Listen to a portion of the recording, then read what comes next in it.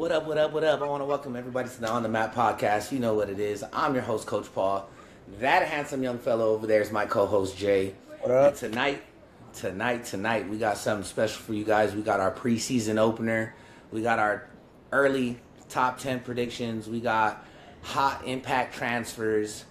But tonight is something special. Tonight, we are going to open the show with a little tribute. But before we start, Jay, you want to say what's up to the people? What up? What up? Excited to be back. That's all I gotta say. Tonight on the map, we want to take a moment to remember and honor a young man whose life was taken far too soon. The high school football community lost a rising star on July 10th. His name was Aziel Zacapala. Aziel was a young man with talent, dreams, and a future ahead of him. He was making a name for himself at Rosemead High School in the San Gabriel Valley area, and like so many young athletes, he dreamed of one day making it to the NFL. But tonight, we want to remember Aziel for more than just the football player he was. We want to remember as a son, as a friend, and a teammate. A young man who had so much more life to live. I had the honor of meeting Aziel's father, Antonio, this past Sunday at church. We had a deep conversation. I was able to hear some of what he was going through and the love he has for his son. Later that day, I watched Antonio get baptized. That moment really stayed with me. In the middle of the unimaginable pain, I saw a father holding on to his faith. And it reminded me that sometimes we don't understand why things happen, but we can still choose to have faith and hold on to God through the storm. To the Zacapala family, I want you to know that Aziel's life mattered. His dreams mattered. His impact on the people around him mattered. And even though his life was cut tragically short, his name and his memory will not be forgotten. To Aziel, we may never know how far your football dreams could have taken you, but we know you had the talent, the drive, and the heart of someone who was chasing something special. Tonight, the football community stands together to say your name. Aziel Zacapala, may you rest in peace, young man. And to his family, especially his father, Antonio, we're praying for you, we are standing with you, and we pray that God continues to give you the strength, comfort, and peace during this incredibly difficult time. Your son will never be forgotten. Man, that was something I wrote this morning because it was weighing heavy on my heart, and I had the opportunity to talk to his dad on Sunday, like I stated, and I asked for permission. So for everybody that's like, oh well, I asked before I did this. So Antonio, man, and to the Zacapala family, you guys are in our prayers. Aziel, like I said, your memory will never be forgotten. To my Rosemead family, to Coach Lou that's out there, much love, man. We wish you guys the best on the season. And without further ado, we say rest in peace, young man. Let's get this show started. Yeah, rest in peace, Aziel. Prayers, thoughts with the family of the Rosemead community. Seeing people lose their life at such a young age, regardless of athlete or not, just on a human level, was very sad and very tragic. So, as Coach Paul mentioned, he hit me up on a call this Sunday, telling me the story about Antonio and how he got baptized last Sunday. It was such a touching story, and yeah, we just had to show some awareness, bring some awareness to the situation, and let his name be known, and never let Aziel's name ever be forgotten. So, rest in peace one last time. Yes, sir.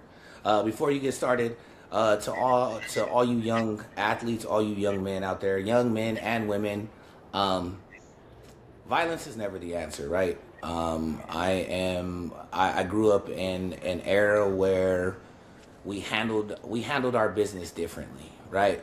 So I am guilty of being a father that says, you know what, if you have to, you have to.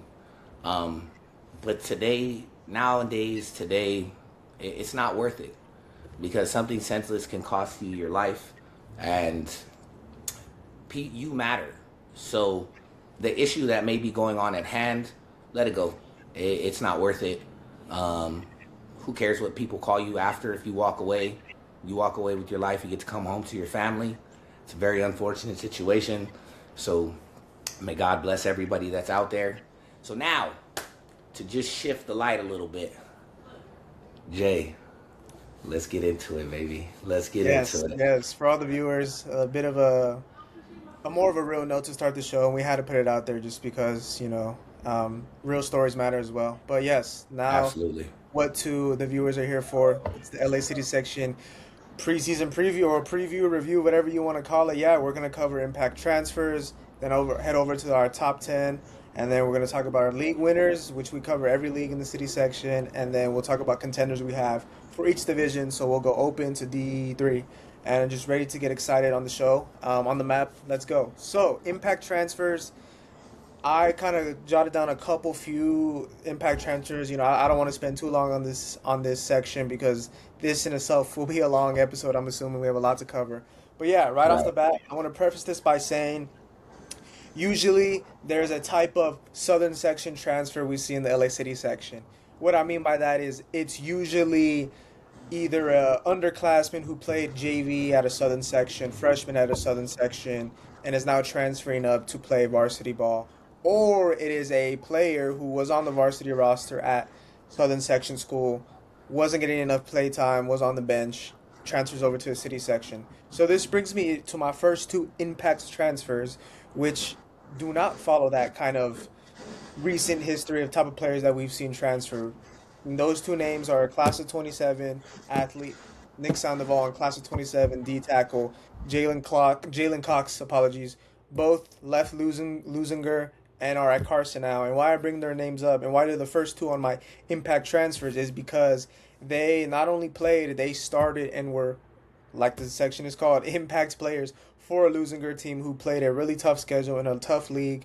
So add those two top quality Southern Section players to a team already slated to be an open division favorite in Carson High School. You can see kind of why Carson is still slated to run it back and go 2 times in a row. So super excited to see what those two transfers look like, how they'll look playing in the Carson Colt uniform. I think they will have no adjusting period. I think they'll dominate. They'll be good, and they'll be on a wave to help the Carson Colts not only win the city section championship, but they're shooting from the stars. They're shooting for state or bust. My third impact transfer, we're gonna take it all the way to the San Fernando Valley. It is class of 27 running back. His name is Dakota Green.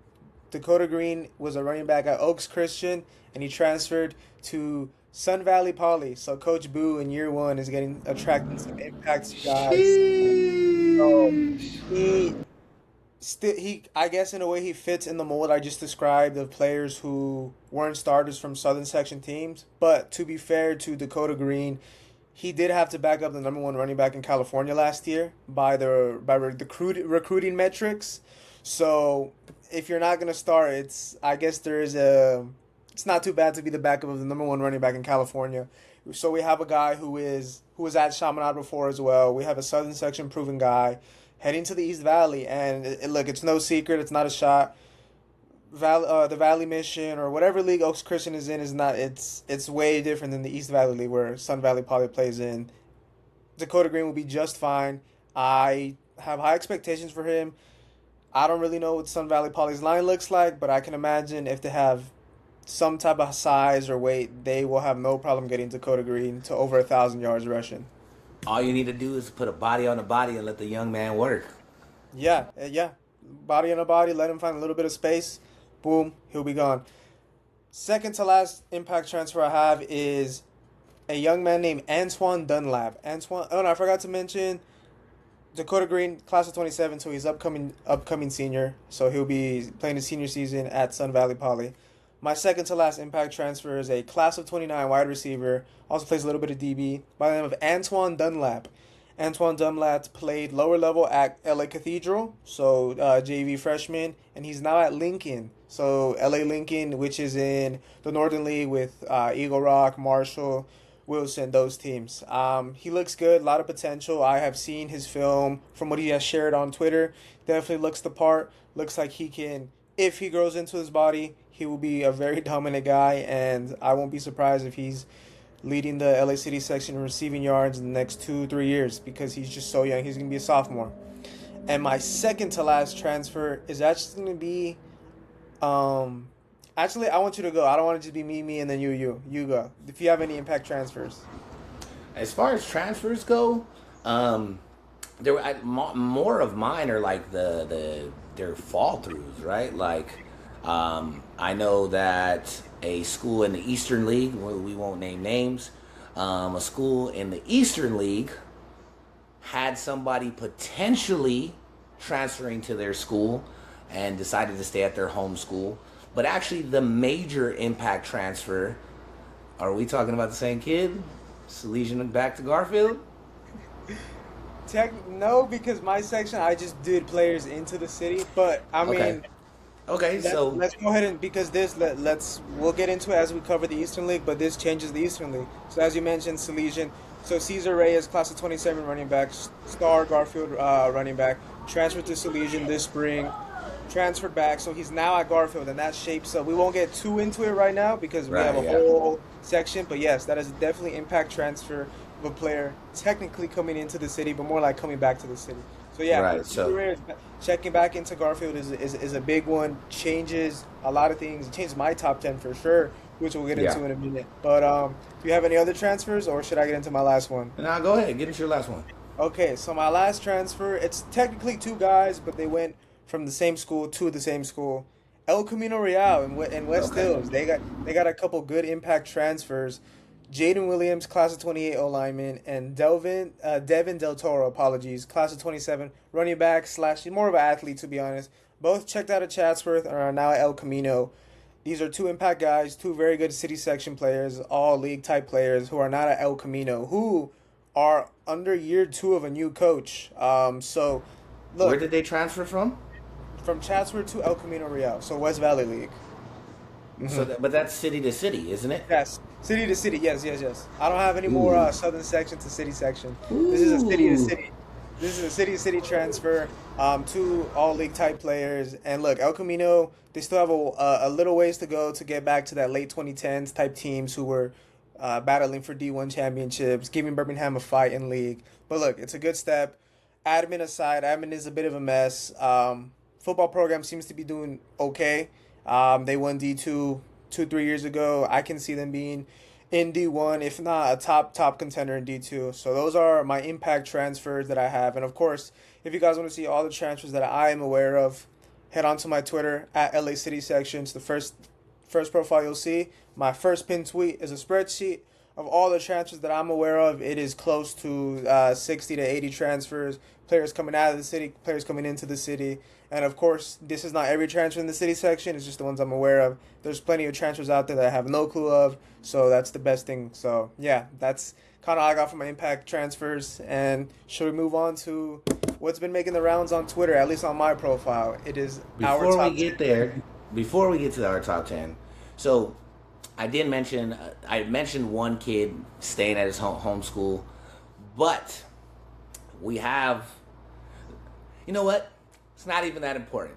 We just know, me and you know, that there's a lot of stuff going on behind the scenes that is going to lead to a great rivalry between two teams this upcoming season. And you know what? That's where we're going to leave it. So let's get to our top 10, Jay. Yeah, let's get to our top 10. Coach Paul and I each have our own respective top 10 lists. Let's Right. just, you go over yours, you say yours, I'll say mine, and we'll just kind of have a discussion from there. All right, cool. So my top 10, right off the top, I got Carson 1, Birmingham 2, San Pedro 3, King Drew 4, Marquez 5, Garfield 6, Southgate 7, Hamilton 8, Venice 9, and Crenshaw 10. So just to give a little influence, like a little of why I did what I did. I know Crenshaw's going to be high on a lot of people's things, on a lot of people's top 10s, and they're going to be higher because they were in the Open Championship last year. But people also got to remember, they showed up to a championship with guys that had nothing but heart. Absolutely. Well, 11 of those guys were seniors. So you have a short number team. 11 of those guys were seniors. I don't know what the return is. This is why we stress a lot that teams keep max preps updated, or they keep some sort of way we can contact them, because I know you've reached out to certain people and you haven't got responses. I know I've kind of reached out, and like the information we get is kind of given to us other than our research, right? So the research shows that Crenshaw had 11 seniors last year. So I know they're in one of the tougher leagues this year.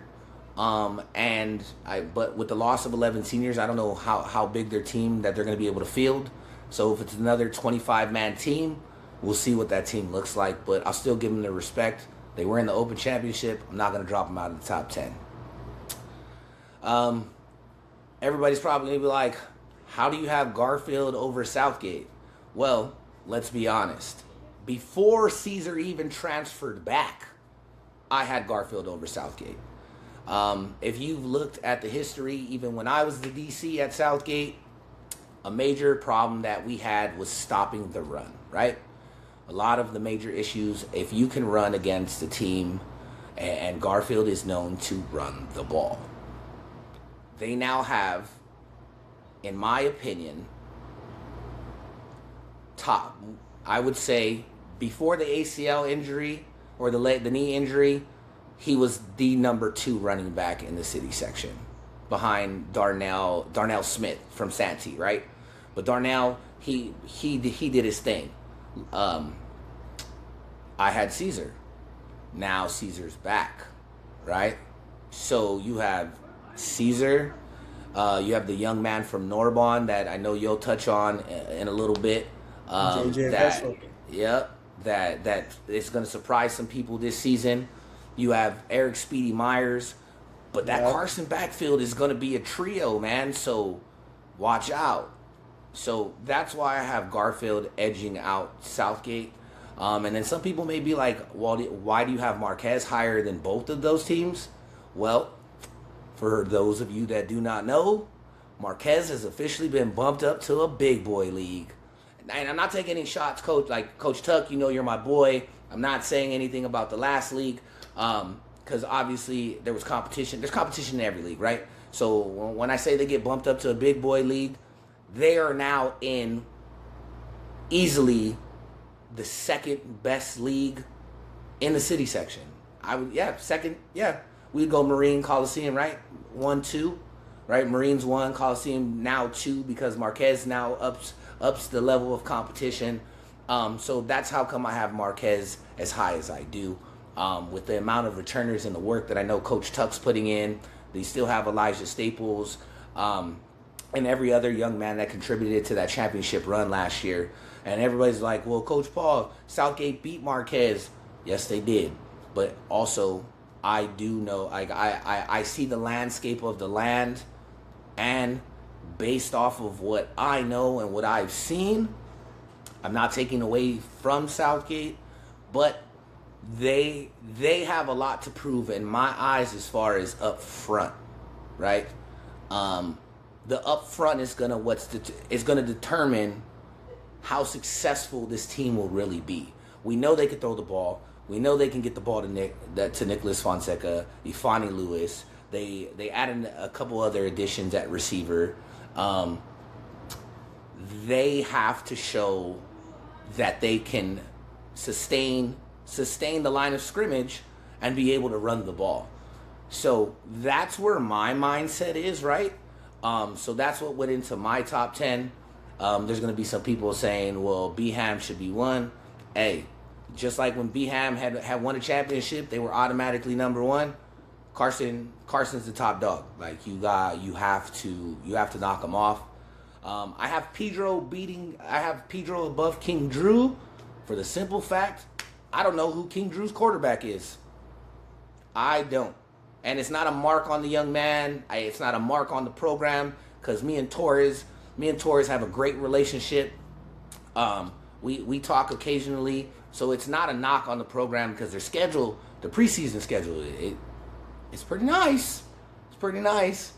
But Seth Solorio, to me, is a proven quarterback. Yes, we know what happened in the playoffs. We know that some little mistakes, right? But Seth is proven, and I don't know who's steering the ship for King Drew because their quarterback from last year, he left, right? Yes, that young man took off. Morris is now at Banning High School. So I don't know who's steering the ship for King Drew, and it's not a knock at anybody, but that's just a little clarity of what went into my top 10. Um, and we have Hamilton and Venice, and honestly, that could be higher. And the reason they're as low as they are, honestly, because their preseason to me is going to determine everything. So Hamilton may get bumped up depending on how they do in their preseason. Same thing with Venice, but those can sway. It just depends on who's gonna like. It could just sway depending on who's who in that. And honestly, Hamilton beat Venice by 1 point last year, so it, Yeah. it's up in the air. So that's my top 10, and those are my reasoning, and that's as far as I took it. What you got? Yeah, so that's his top 10. And it's kind of funny. Our top 10s have the exact same teams. Obviously, different order, but Yeah. spoiler alert, it's the exact same teams. So Coach Paul has Carson number one. I have Carson number one. Coach Paul has Birmingham. I have Birmingham number two as well. Coach Paul. Now here's where things start to get shuffled in order. Coach Paul has San Pedro three. I have King Drew three. I have Crenshaw my fourth seed. Coach Paul has King Drew as fourth seed. Coach Paul's fifth seed is Marquez, and my fifth seed is San Pedro. Coach Paul's sixth seed is Garfield, and my sixth seed is Marquez. His seventh seed is Southgate. My seventh seed is Garfield. His eighth seed is Hamilton. Mine is Southgate. His ninth seed is Venice. Mine is Hamilton. And then 10th seed, he has Crenshaw. I have Venice. Hopefully I didn't mess up anything. Kind of a tongue twister. But yeah, I guess we'll just start from 1 to 10. I mean, I think 1 was probably the easiest one for Coach Paul and I.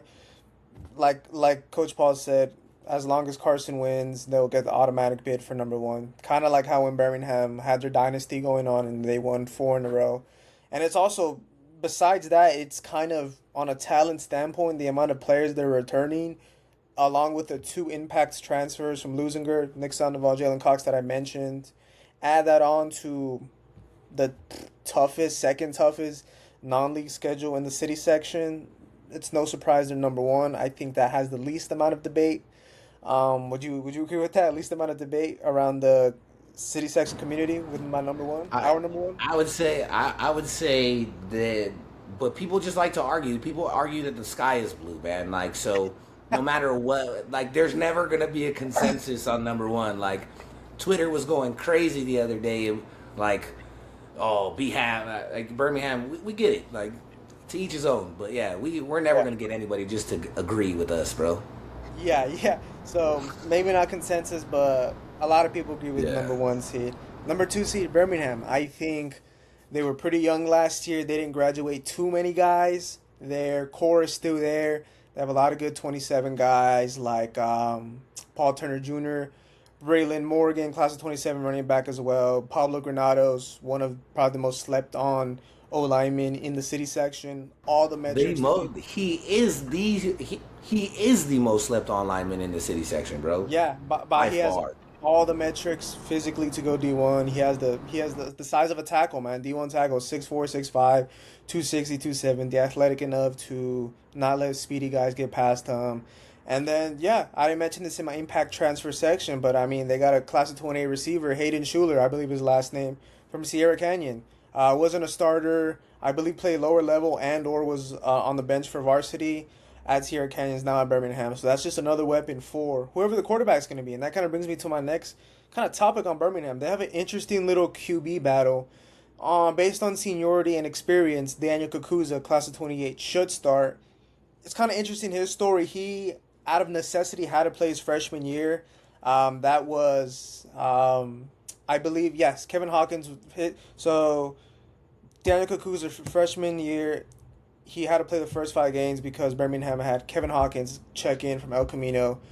So Kakuza gets varsity experience, starting reps against Southern Section teams, and then doesn't play too much his sophomore year, which was last season.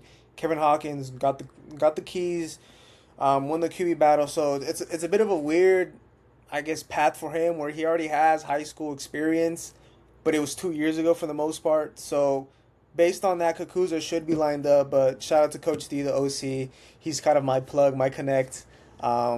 With Birmingham, he told me, yeah, it's a QB battle. No winner so far. He is very kind of like Coach Rose. He's very politically correct. Doesn't say too much. All he told me was his QB battle, and I'm excited to see. And for those of you who are wondering who the QB battle is, it's Daniel Kukuza and Xavier Johnson Jr., who is an upcoming freshman. So he's class of 30. Can you believe it? Class of 30. Sounds crazy. He's a class of 30. So if he doesn't win the starting job, he's the future. His dad played at Taft, my alma mater. Graduated from Birmingham, went on to play D1. So he has the genetics to be a D1 guy. So that's my number 2 seed. I think they're lining up for a, and this is on my Twitter. I did a little prediction graphic for them. I had them finishing 8-2. They're gonna, excuse me, they're gonna blow by their non-league, and I only have them losing to Moore Park and Calabasas. So that's my number 2. My number 3 is actually King Drew and not San Pedro. And the reason, and this is to your point when you stated you don't know a whole lot about their QB situation. Their QB, his name is Gerald Torres. That is Coach Torres' nephew. He played lower level and varsity last season, and he's taken a step in his development. I've seen him throw. He is around 5'11", 6 foot, has a good arm, pretty accurate. Definitely raises their ceiling a lot more than I believe they did last year. So he has the keys to the room now. He has all the weapons. It's his job. Gerald Torres is the QB at King Drew. And the reason I had him at 3, a little higher than you, just because I've seen them. I've seen them throw. I've talked on the phone with Coach Torres for a few times for over an hour. So he's definitely a good salesman, kind of like a guy on my top 10 list by the name of Elijah Asante on his program. So Coach Torres is a salesman. But I like the way he pitches his players. He's very honest. He's had guys tell me straight up where exit player isn't good enough for this level, or he's just not seeing the improvement right now. So he's very straightforward, which is why I like chopping it up with Torres. Yeah, just because I've seen him. I like Jamari Holt. Coach Torres' son, the last of the Torres sons, Joey Torres, class of 30, is said to be the best one. And it's kind of true. It's a stereotype that in athletic families, the youngest brother The always baby is always the best one. So we'll see. He's at all these elite camps that freshmen are at, or incoming freshmen are at. So he's going to be very good. And then another transfer that kind of snuck under the radar, didn't get too much traction on Twitter. They got an Impact transfer. His name is Conway, I believe. Sorry if I'm butchering your name. Conway Gillette. I'm sorry if I mispronounce your name, but he's a class of 27 DB/receiver. He was the main guy at Hawkins. So he was at Hawkins, now at King Drew. And for a little context, Hawkins made it to the D3 final. And Coach Coltress, he kind of mentioned to me that it's high school football. It's natural. Schools would come and try to poach players, especially at a school like Hawkins. And Conway stayed the whole way. And he is a guy that is very, very good and under the radar because of the school he's at. Doesn't get too much recruiting attention, but he's going to be impact transfer. So look out for Conway Gillette, if that's how you pronounce his name. We're very bad with names here on the map. He will be impact transfer for King Drew. Sarah Mikhail Smith has the potential to be King Drew's next top D1 guy. So that's my 3rd seed. My 4th seed, and this is kind of the biggest difference we have. You had King Drew as your 4th seed. My 4th seed is Crenshaw, which is your number 10. And the reason I have Crenshaw a lot higher is definitely I am playing into a bit of an idea of them. Like you mentioned, there's no roster on Max Preps, so it's kind of hard to see. We're just going based off who was on the roster last year. And like not to be fair, but there was a lot of guys missing on that Max Preps roster. I'm like, well, why is number 18 playing, but I don't see him on the roster? So that might not even be the full list of seniors that graduated. But the reason I put him number 4 is because not only did they add a new QB in Ethan Grant, class of 28, who transferred over from LA. Yes, sir. Ethan Grant he'll do his thing at Crenshaw. I believe, and this might be a bit of a maybe controversial take, not sure. I believe they got new blood, and it's time for that new blood. What do I mean by that? The legendary coach Robert Garrett, with 30 years coaching at Crenshaw, started as a lower league coach, head coach. He was one score away from winning a state title game in 09 or 08. I forget what year it was with DeAnthony Thomas. Legend coach in Southern California, without a doubt. But I think as the years went on, and this is not Coach Garrett's, there's nothing he can control about that, the enrollment at Crenshaw, but what he could control was getting students who were at Crenshaw to come play football. And it's no secret that Crenshaw went from being the team to fear in the city section, and in SoCal to being the team known as Will They Field the Team. Go back 3, 4 years. I'm scrolling through Eric Sonnenheimer's tweets from LA Times, seeing if Crenshaw will fill a team, getting weekly updates. Crenshaw now up to 20 players. So I say all this to say that I think it was time for some new blood to come in to be able to attract not only student athletes but attract parents to choose to send their kids to Crenshaw to play football. And I think it's worked. This is not to say that Coach Garrett was the reason Crenshaw was in a down period. No, but I do believe, what's that Batman saying? You either live long enough to be a legend or so. Do you know the quote I'm talking about? I have no clue, but I do know that sometimes you got to put the old. It's sometimes the old dogs got to go out to pasture, man. And that's what I do know. Yeah, Sometimes it's yeah. Yeah, yeah. And hopefully, some of the viewers know what I'm talking about. But yeah, I think so. The interim coach is going to be Terrence Whitehead, who played under Coach Garrett, and I believe he brings a much more fresh perspective on the game, attracting players, different play style, and promoting players. Look, none of the coaching staff is on Twitter yet, so that hasn't changed from the Garrett coaching staff. But I am seeing more players from Crenshaw be on Twitter and advertise themselves and promote themselves and promote Crenshaw as a whole. Yeah, and getting onto the players, they're not losing everybody. They're, like I said, last year the quarterback was Daniel Flowers, and I don't think I would be ignorant to say when I say he was a running quarterback. He was an athlete playing QB. It was quite clear he was an athlete, very athletic by the way, put at QB at certain times, especially when they played very. part and schemes got a lot harder and and a lot harder. So add a QB, a ball spinner, someone who's played that position since youth football, and Ethan Grant, and now you can move your athlete to a position where he can show off his skills, not just from the pocket. And they're keeping their top guy, probably a top three, top four player in the LA City section. San Diego State commit DeAndre Kirkpatrick, their star guy. He was 50% of the reason they beat Birmingham last year in the Open Division semifinals. This guy got a pick six, making tackles, sprained his ankle like in the third quarter and still played. So he will be a huge player for them. And also, Joshua Jones, their running back, class of 27 running back, super, super underrated because he doesn't promote himself as much. But yeah, I saw him play against Birmingham and even Carson. He was a super agile, athletic guy, so he will make the rounds. And my last name for Crenshaw is going to be a class of 29 outside linebacker slash edge. He's a little small for edge, but his name is Anthony Washington Jr. So it's a young guy. This guy's going to be, what, a sophomore upcoming season. Anthony Washington Jr., he's a name to look out for. Hasn't made much noise in the recruiting scene yet, but don't be surprised if he starts to make some noise by his senior year. So that's why I had Crenshaw number 4. San Pedro is my number 5. I think of San Pedro and I just think of consistency.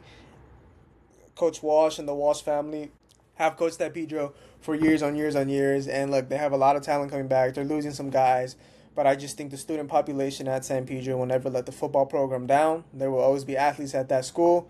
One of them, as you mentioned, Seth Solorio, their ball spinner, their QB, class of 27. It's his senior year. Wants to go out with a bang. I believe he broke a record at San Pedro last year. I forget which one, but he's a record breaker. They're also returning Jackson Brown, very electric and speedy, class of 27 wide receiver, he'll be the number 1 guy. He's no longer number 2 behind Elias Redlew, so he will be very good. And I kind of just want to shout out my last guy. His name is Jackson Moore. Jackson Moore has the size to be able to really, really disruptive. He's Yeah, 6'3", 230. He plays D-line, a little bit of O-line. So yeah. I'm going to be on the lookout for him to make some noise. And I just think, like I mentioned, San Pedro is just the epitome of consistent. I can't imagine a world, as long as Coach Walsh is the head coach, I can't imagine a world where Pedro falls out of the open, which is such a True. good standard to say. Yeah. So that's why I have Pedro on my 5. I gotta My add one more person. I gotta add one more person. Yes, sir. You Go can't ahead. forget. Like, so I think what like we got the 3 main ones, but the one kid that is going to be a sleeper for sure. Medina. Um, besides that, David besides that, Medina. Shout out David oh, Medina. Ty Contreras, man, like Yes, sir. this The dude, linebacker. This dude, when he is on his game, sideline to sideline, nose for the ball, man. Like, I've seen some videos of like him working out, like his footwork has improved. Like I see the drive. As everybody knows, I'm a teacher at San Pedro, so I see different kids daily. Like you said, the fall off is never going to be there. Like the fall off is never really going to be there. There's two schools in Pedro. It's us, Mary Star, and if you want to add the third school, you got to go up over the hill to PV. But San Pedro is going to be very, very rooted for a very long time. But we can't leave out Ty because Ty is gonna surprise some people this year. And I know his mom and his dad are going to be very proud. Shout out to Miss Nikki. I work with her. She's one of the aides in the special ed department. But yeah, man, that kid is very special. So I'm very excited. I'm excited for some of these young pups that are coming up to varsity too. That should make a splash. So hopefully Justin Hudson. He was fighting for a starting spot at corner the last time I talked because I talked to the kids. So that's a young bull right there. If Justin can keep his mind right and can stay focused and not let the outside noise get to him, Justin has the potential to be a top corner in the city. I know he may be undersized for his position, but the kid is a dog. Yes, sir. You mentioned the other school in San Pedro. The school's named Mary Star, private school. You bring that up, I forgot to mention, they got an impact transfer, San Pedro. Their running back spot is filled for the next 2 years. Class of 28 running back Johnny Rivera checked out of Mary Star, now at San Pedro. So add that to the fire. Add that to our already loaded team in the open division. Yeah. So yeah, Pedro getting some impact transfers now. So yeah, that's my fifth seed. My sixth seed is Marquez. They have the best player in. Let me backtrack. As Coach Paul mentioned, they are now in the Coliseum League, so they moved up leagues. They will now play teams like Crenshaw, like Dorsey, like King Drew. They're now in a new league, and they also return the best player in this LA City section, class of 27 linebacker, 4-star, Cal commit, Elijah Staples. And they've also added a good number of impact transfers. They got their QB spot filled. Quarterback Jordan Jimenez checks out of Banning, is now at Marquez. They have a new weapon for Jordan Jimenez to throw to, not just named Elijah Juarez. DMAC, so Dr. Maya Angelou Community School, DMAC loses their number one receiver, class of 29, Doyle Walker. He is now at Marquez. And they also have two, I don't want to call them impact transfers. I'm going to call them wild card transfers. Why? It's because it's two guys from Southern Section schools, yes, but guys who didn't play football at their respective schools. We have class of 29 running back Danny DeSouza, who was at Salesian and is now at Marquez, slated to play his first year of football. And this is a true wild card. By what Coach Tuck has told me, this guy is an athlete and he has the tools to be very good on the football field. His name is Khalil Lewis. He's an athlete, class of 28, and he was at Long Beach, Jordan, now at Marquez. So I'm excited to see how those guys do playing the first year of football. They're in for a wild ride. There's not much of a learning curve with the league they're in now. Both those boys are hoopers, huh? Some of the best football players are hoopers. They are. You take some fire. You take some fire. I was gonna cuss. You take some kids that can hoop and put them on a football field. Man, Tuck knows what he's doing over there at Marquez, man. Yes, sir. They're doing it well. You mentioned basketball players. Khalil Lewis did play basketball at Long Beach, Jordan. Not too sure about Danny DeSouza. But yeah, Khalil Lewis is a hooper. So yeah, that's mainly why I put him at my 6, higher than most people might, maybe above a Garfield or a Southgate. That's just a lot of high school football, because the level is lower. Talent wins you a lot more games than it does even at the college level. And when you have the best player in the city section, that will help you win a lot of games. Now you add on more talent like a Doyle Walker, who I believe will open up so much for Elijah Staples when he's on offense. Now you have a new QB who can spin the ball. I don't really see a world where Marquez falls lower than, like, worst case scenario, a top seed in D1, maybe 3-4 seed in D1. But yeah, I have him on my 6 seed. My 7 seed is Garfield. Originally, To be quite frank, they were either going to be a the 10th seed or just not make my list at all. But that was Really? before the Cesar Reyes. Yeah. To begin, I don't really know much. I'm not tapped into Garfield. I Okay. mean, Patrick Vargas has been the coach for over a year, and he literally made a Twitter account maybe like 2 weeks ago and followed me. So I don't know any of the Yeah. players. I'm Yeah. just going out on a limb. And I also did see, shout out to Mark the Shark, SGV, High School Football Guru. He reported that class of, I believe, 27. They Okay. had a guy check out, O lineman. I don't want to butcher the name. I don't want to think of a wrong player. But they had a Right. starting lineman check out and go to Muir. So I thought to myself, look, they're losing a lineman. They're losing their running back. How good can their backups be? I don't know of any guys that are checked into Garfield. And then boom, Cesar Reyes. It's a question to see if he can get back to the level he can after the injury. I'm betting on Cesar Reyes to be the type of guy who can bounce back. So I'm betting on Cesar Reyes being 100% for Garfield once, at the very latest, once the league rolls around. So that's why I have him on my 7th seed. And kind of like San Pedro, to be honest, they are kind of consistent when it comes to making the Open. The 1 year they didn't make the Open, they won D1. So it's either Open or we're winning the thing in D1 for them, which is where their mindset is. So that's why I'm having as my 7th seed, kind of a pedigree, kind of recent history. And then we have the 8th seed. We have Southgate. Southgate has been, to be quite frank, has been probably the hardest team I had to assess on my top 10 because you being so tied to Southgate with you coaching there, your son goes there, so you just know more about the program than most. I'm gonna be very honest. I I don't know if they, how can I word this? I think they've lost too much to the graduating class. They've lost a lot of quality starting players. They haven't lost their main guys like Mike Gonzalez and Fonseca. No, but they've lost the core. You can't win a football game with 2 games. You need a really really solid core. I don't care if you're playing Division 14 in Southern Section or you're playing D1 with the modern days. You need a good core. And I think I'm not sure if Southgate can sustain that success they had last year with the guys they're losing. And I'm going to be honest. Look, with Marquez, they were able to attract kids to their school. They got 4 guys, maybe more that I'm not aware of, but they got guys in to replace graduating classes. I haven't heard anything from Southgate. And you top that with the schedule they have, all Southern Section non-league, playing guys like Warren, La Mirada.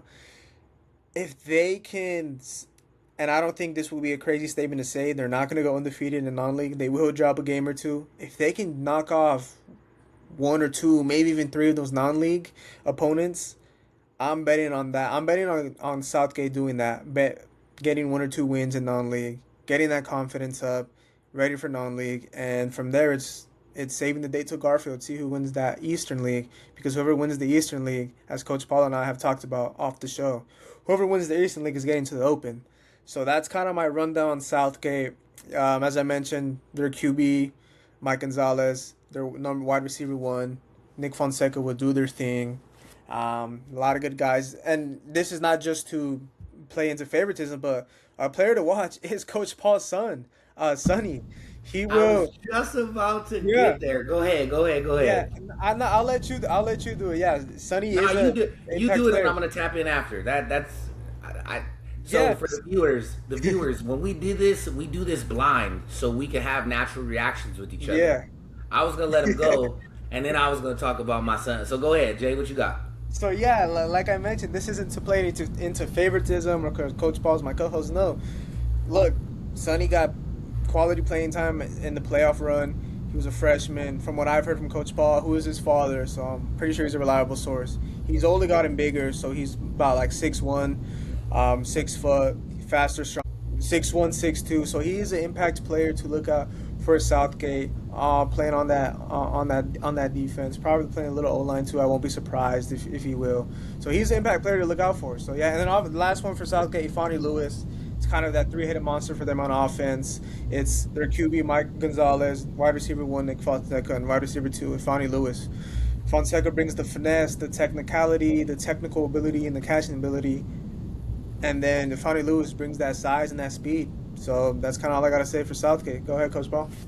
All right. So We're talking. Okay, so for everybody, he brought up Sonny. So Sonny Reese last year was brought up as a freshman, and he started on offense. And in the Dorsey game, he was a lead blocker and he did his thing, right?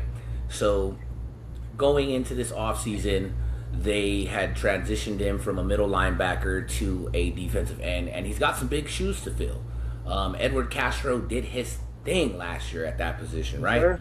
But Sonny Reese has, my son Sonny Reese has developed. He's a sophomore, still has a lot to do, still has a lot of growing to do, but in the work that he's done, and what I've seen, and what other people have called and told me, right? That they're excited to see what he's able to do this year. But I don't want to leave out Kyle Ribeiro. Kyle's a returner, and he's going to be a staple of that D line as well, as well as another. Let me find it. Where is it? Shout out to Juan Huerta. He's going to hold down the O line. But there is one young man that I really want to talk about too. His name's Mario Falcone. Mario is a defensive lineman that is, I would say, undersized for his position, but has the heart of a line. I don't know if he's going to play D line, but I know he's playing O line, and he's going to be a staple for that team. But that is one thing that I have to say is the major concern about Southgate is their front. You've called me all summer and you've told me, like, hey, where the boys at? Where the big boys? Like, I'm hearing about Sonny. I know about Kyle. Like, you told me about Mario. Like, what's up with these other boys? And you have like Juan and all them, Juan Huerta.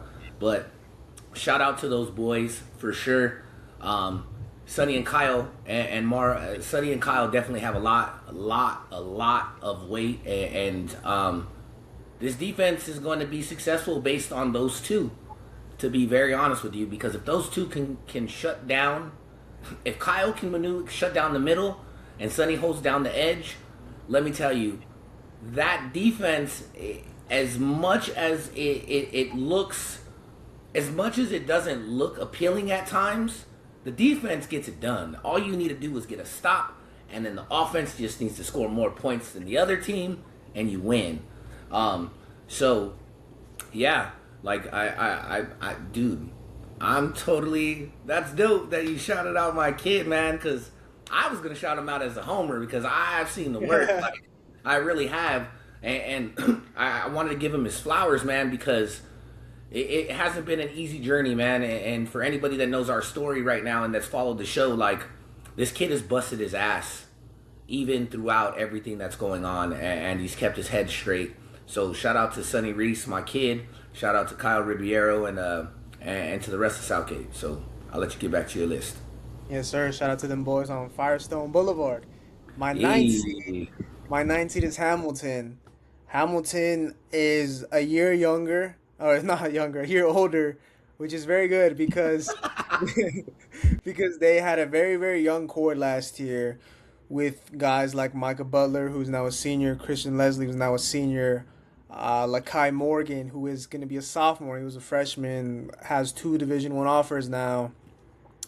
And also, I can't forget the franchise, Elijah Sante's guy, the best player in the city section the moment Elijah Staples graduates from Marquez High School. Class of 29 QB, Thaddeus Bro. The best quarterback in the city section right now as I speak. Not afraid to say it.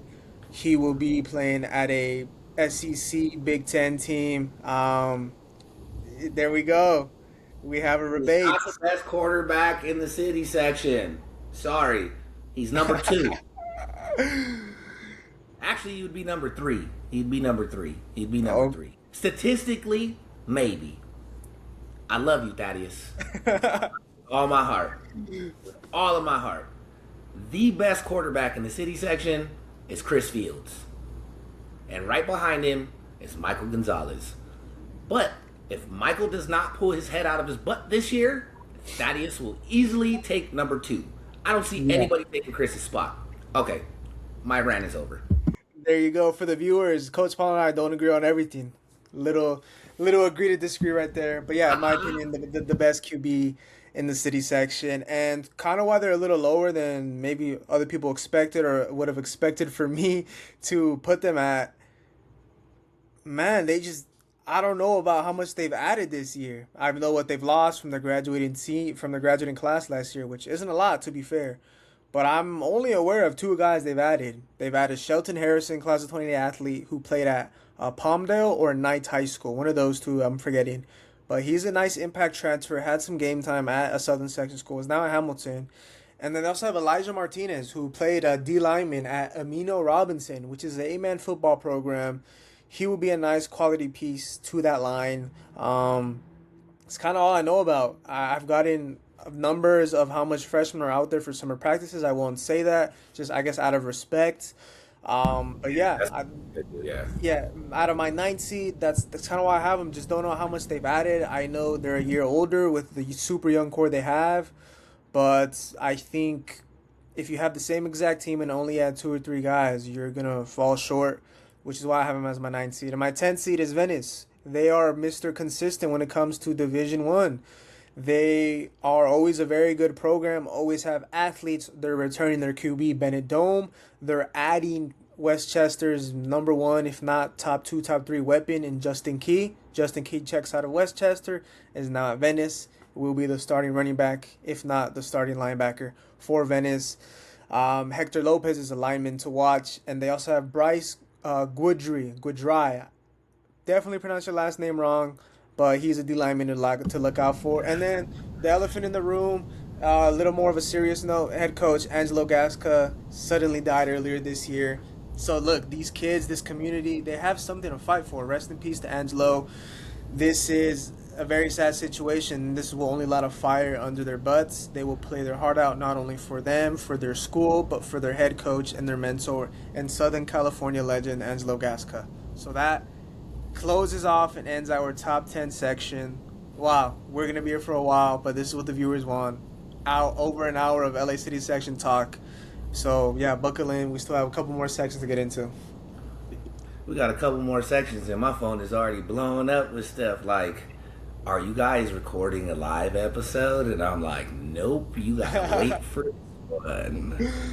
Sure, so our next section is we're gonna try to go a little faster on some leagues because we don't want to be here for 3 hours. But yeah, we're gonna go through every league.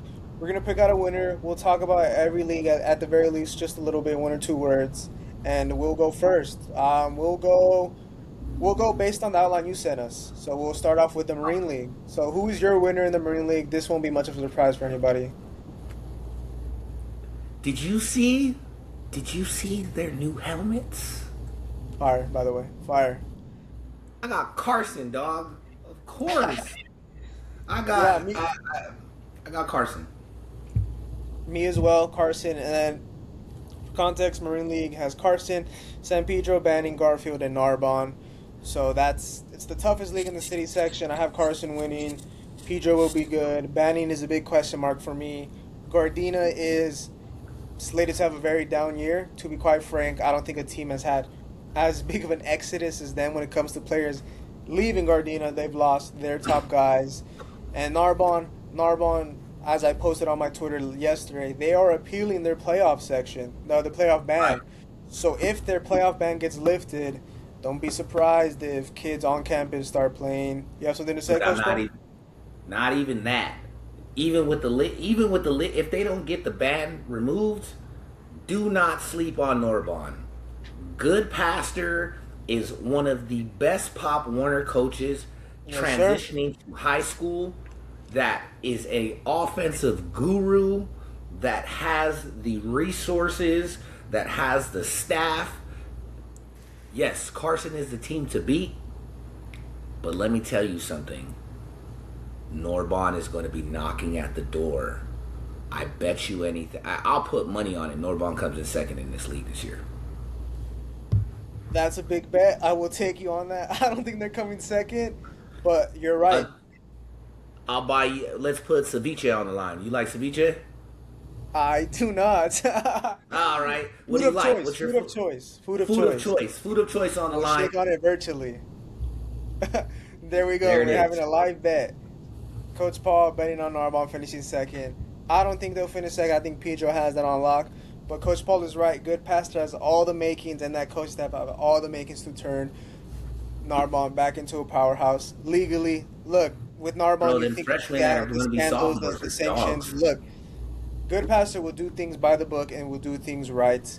And don't be surprised if in 2, 3 years, maybe 3, 4 years, with good pastor's connections and how good of a coach he will attract talent. And look, shout out to JJ Vessel. You said I'll mention him. Yeah, he's class of 28 running back.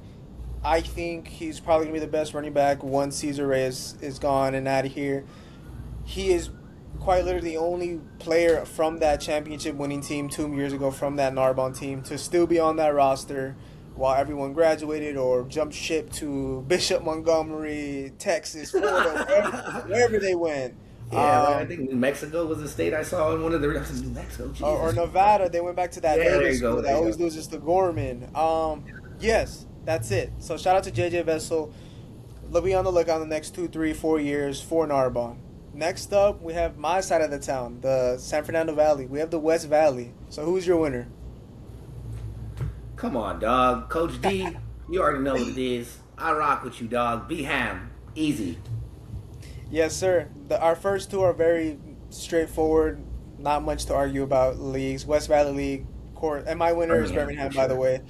West Valley includes Birmingham, El Camino, Chatsworth, Granada Hills, my alma mater, Taft, and Cleveland.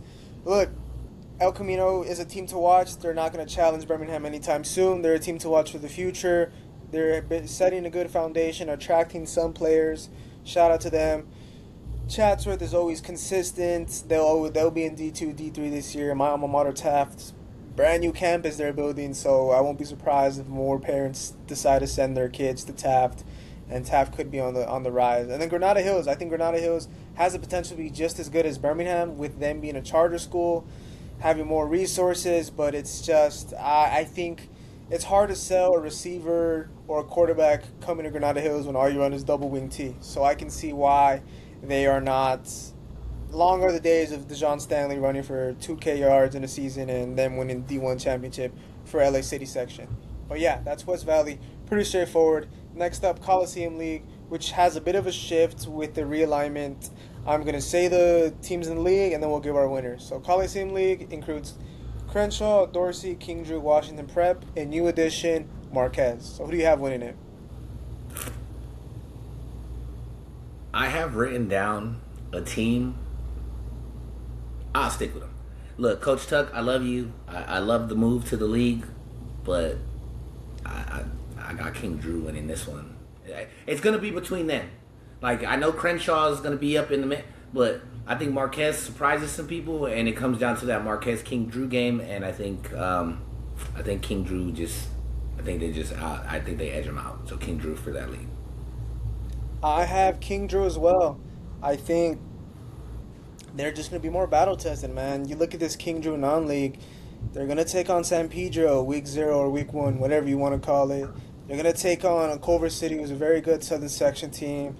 They're going to take on national power. Let me repeat that. National powerhouse St. Francis.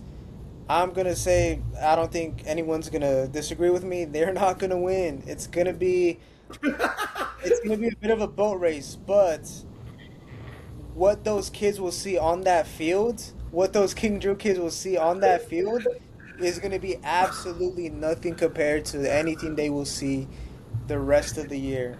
So if they can take valuable lessons from that and use that loss to build their confidence and shape it into confidence and fuel for the rest of the season, they will be in a very good spot. Mental wise, knowing that was the worst of the worst, I'm gonna come and destroy. Like, oh, I just played St. Francis.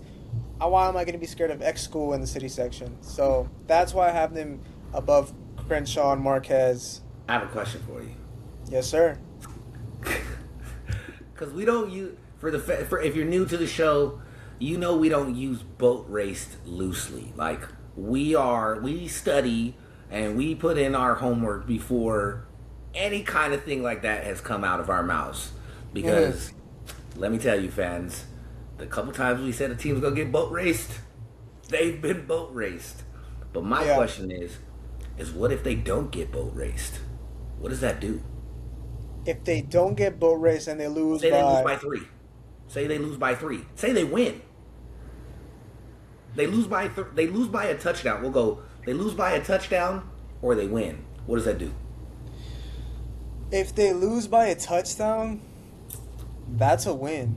If they lose by 2 touchdowns, that's a win. Okay. I would stretch it to 3 touchdowns.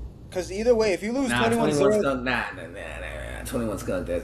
I think people are underestimating St. Francis. No, I I know want who you. they are, but I'm not underestimating Coach Torres. So if he get blown out by if it's 21, he got blown out because he's a good I'm coach. going based off one what I've seen, Okay. and two last season. Last year they played Culver City, which Okay. was not D1, D2, D3, D4. Might have been D5, might have been D4, not sure. In Southern Okay. Section playoffs, and they lost 41-7. King Drew is better this year, but they are not that much better. They are a little better this year. So Okay. what I kind of do is, okay, let me picture a team. Let me picture King Drew playing a team in Division 2 Southern Section, and I see 9 times out of 10, I see the score being at least 3 scores. Well, Okay. it could be 21-0, it could be 7-28, which in itself isn't a bad score if you know you're playing a team above your weight. So I think a lot of people Yeah. are underestimating, I guess, St. Francis, which is crazy, because St. Francis will not finish in D2 Southern Section. They will beat D1. They will play Santa Margarita. They will play They'd Modern be Day. open. They'd be open for sure. D1 are open. I think D1 is they're open now, whatever. But when I say No, D1, I no, mean no. open. They have an open. They have an open Okay, too. okay. So what I meant by that is, if they're in D1, they're gonna win it. They're gonna be placed in open division if St. Francis High School is a school in California and plays in the Southern Section. They will be in the Okay. open. They'll play not Picho, Santa Margarita, Santa Modern Day, Margarita. Boston. Yeah. So what I try to do is I try to picture a Okay. team like King Drew taking on a Trinity League team, and keeping a game to 2-3 scores. In my opinion, if King Drew manages to keep it within 3 scores, that is a huge confidence boost. Huge. Yeah.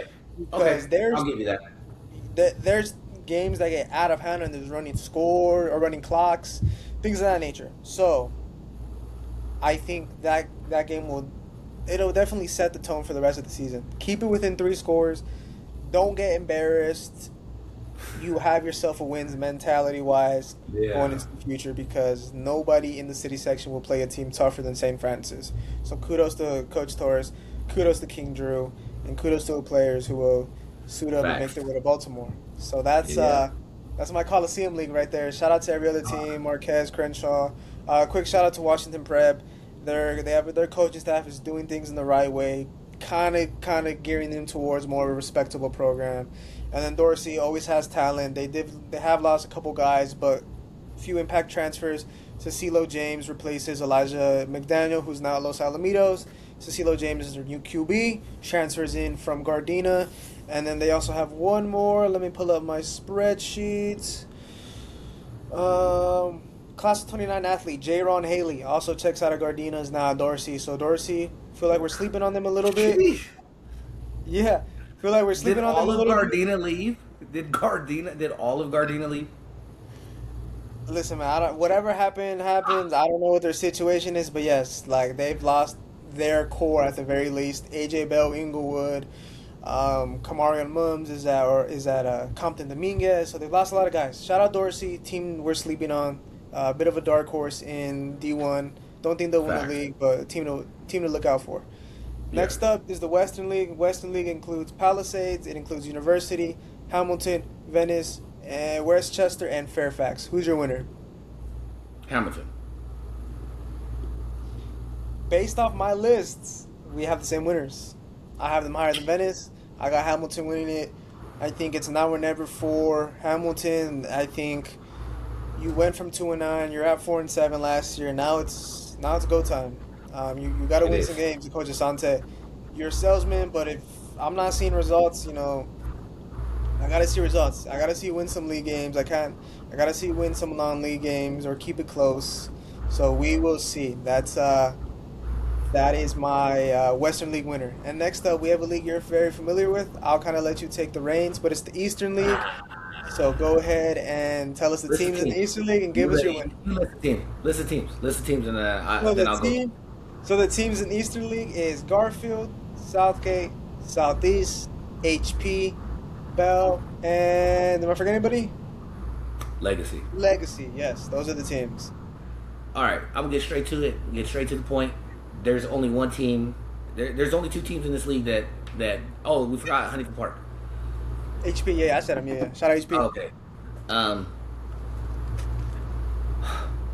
it's Garfield. Um, and they're the reigning champs. I everybody knows my son goes to the gate. And I tell him all the time, like, that's the team you have to beat, and until you beat them, it's not your league. Like, it's not. True. There's gonna be some guys that are gonna try to make some grumblings and make some noise and try to say that there's another team that has a new head coach that Southeast is probably gonna be saying, like, hey, where's our respect in this? Roosevelt's gonna say, where's their respect in this? Everybody in that league is just basically going to be saying where's their respect, right? I respect everybody in that league. Everybody.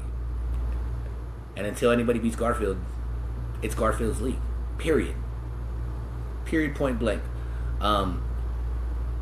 We had the best player in Division 2 and Division 1 both years, and we still got waxed.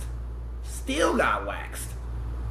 So it's gonna come down. It's gonna come down to Garfield versus Southgate, and if you can stop the run, because I've never been able to really share it with people, right? Like last year, I was on the sideline, not the sideline, but I was doing the chain gang for this game, for the Garfield Southgate game, and it's different. It's different, bro. Like I've been part of some great teams, and I've coached on some great staffs, right?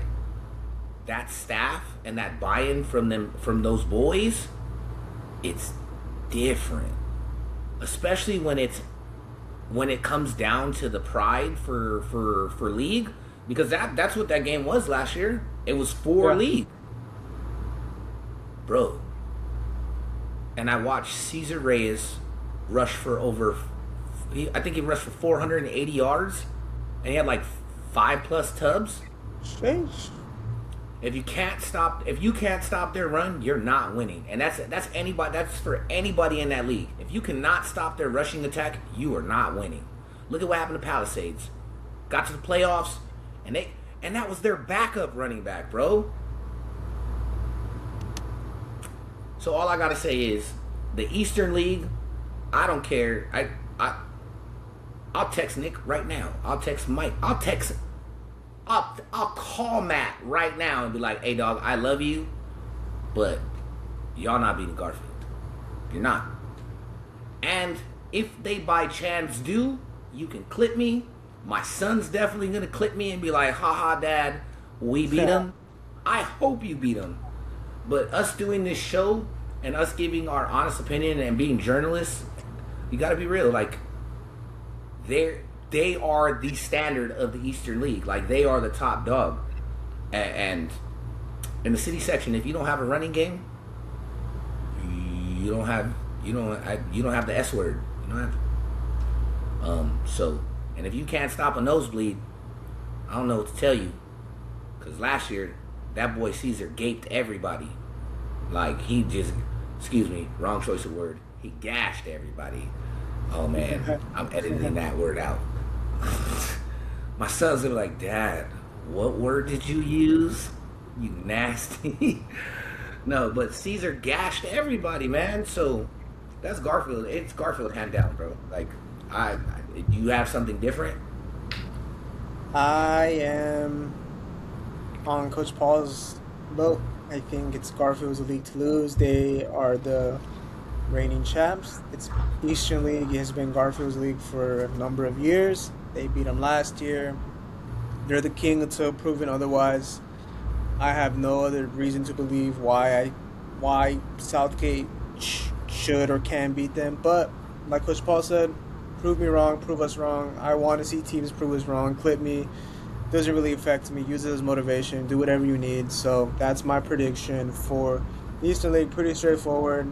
other notable things to watch, as mentioned, Southeast has new coach, so they're under year one of new blood. Coach Anthony Jackson, our boy here on the map, Yeah. taking over Southeast. So be on the lookout for Southeast. Has a couple good players: Squiddy Johnson, Adonis Washington, Roosevelt's always, with the running system, they will always be a team tough to beat, tough to play against.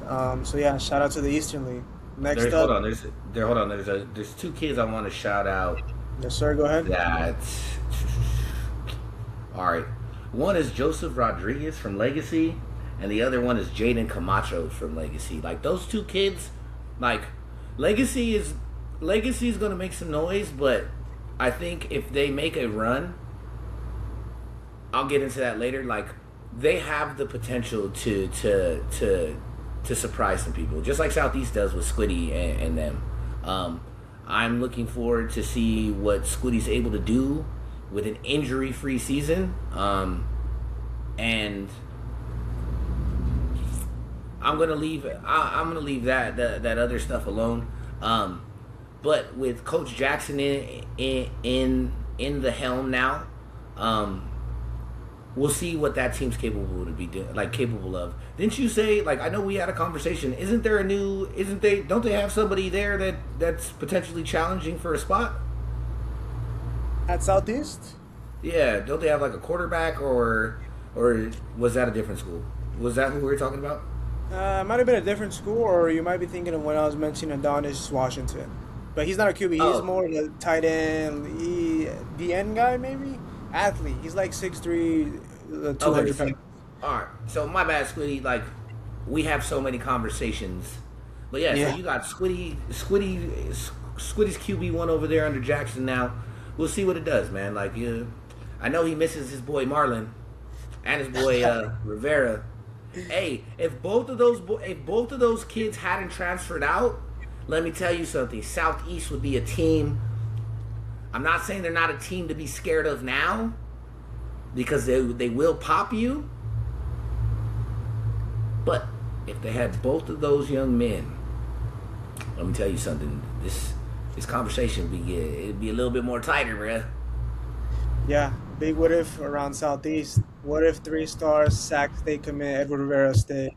What if Marlon Watson, class of 28 now at Inglewood stays? And what if the brothers stay? Seven Hill and EJ Bryant, who are both at That's right. I completely Paramount forgot. now. What if they stayed? Yeah. Yeah. A lot of what ifs, They'd have a but hey, squad, bro. They'd have a squad.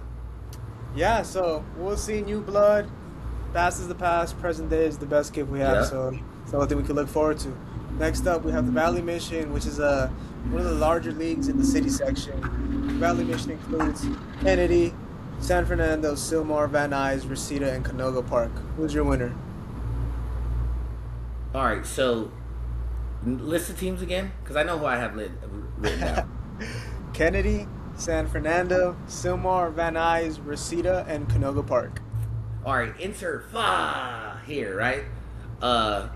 Because San Fernando, they won it all, but we've been clipped already. So I got Valley Mission going to Van Nuys. Sheesh. Shout out to the guys at Van Nuys. Shout out Coach George, their OC. We have different winners. I'll say that's one I of the know. larger leagues. It's this is the league that has the high schools closest to me, local, like geographic wise. Shout out Reseda. They're trying to get the ball rolling again. Yeah, Coach I was gonna Coach say, Ariano yeah. retired a number of years ago. So really since the start of this decade after COVID, Reseda's been trying to get the ball rolling again. They're under new coach. Canoga Park, kind of the same thing.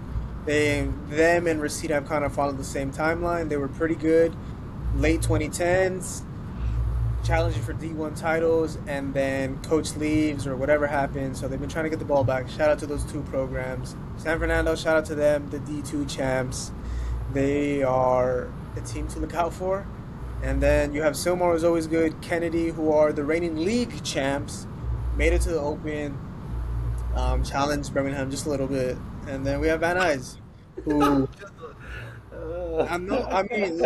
look at recent history. That's pretty good. Birmingham hasn't been challenged in years in league playoffs. They haven't been challenged at all up until last year in their semifinals. So giving Birmingham a game as a city section school is not a backhanded compliment or whatever. It's a pretty good feat. That being said, my winner is going to be Kennedy still. I don't think Van Nuys will win it. What? I believe Van Nuys graduated a lot. Have a big senior class. They Who's Kennedy's quarterback? they that I don't know, but Kennedy's returning a lot of their athletes. But to that point, who is Van Nuys' quarterback? They graduated their QB. So both teams are QB list, not QB list. Of course, they have guys coming in, but yeah, I just think Kennedy's returning a bit more pieces, and I think San Fernando is graduating a lot, and they aren't returning a whole lot. So yeah, and then San Fernando, they're the champs, so you got to even benefit of the doubt. They always have good athletes out there, and yeah, that's my winner for the Valley Mission, one of the bigger leagues in the LA City section in the San Fernando Valley. Hold on. We got Coach Ball doing some research. Yeah, for reals. Come on, bro. You don't gotta do all this. Let's do this. Okay, here. Let's go. Okay, so based off their roster from last year, it would be a sophomore by the name of Chaz Rodriguez and a senior named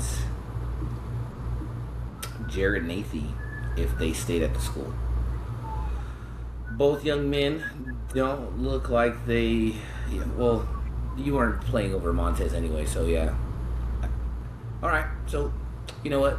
Your pick can stand, my pick will stand, and leave it at that. Next. Yes, sir. So next league. Oh, also a last little mention in that league, Silmar. Silmar lost a pair of brothers yesterday. What are their names?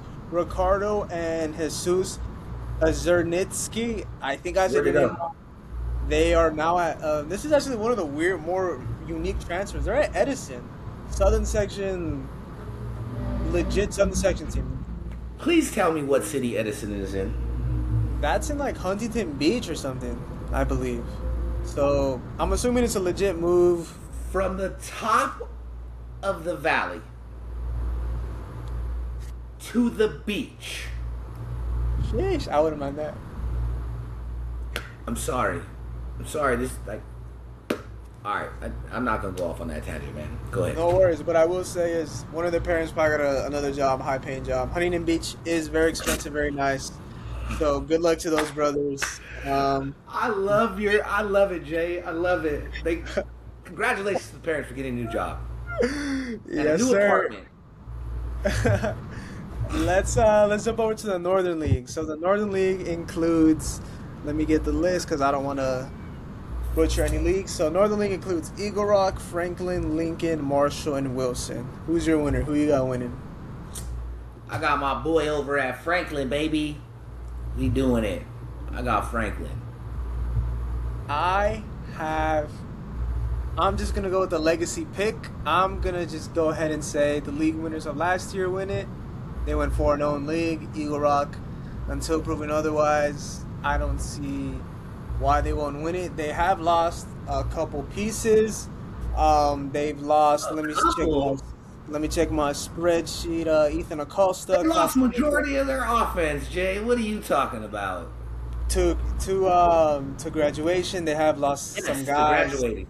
Yes. Yeah, to and then graduation. Ethan Acosta, 27 DT, is now at Cathedral. He was their starting guy. Yeah, I just think. Oh, he left? Ethan Acosta, their starting DT, defensive tackle. He's now at Cathedral. Oh, ha. All right, cool.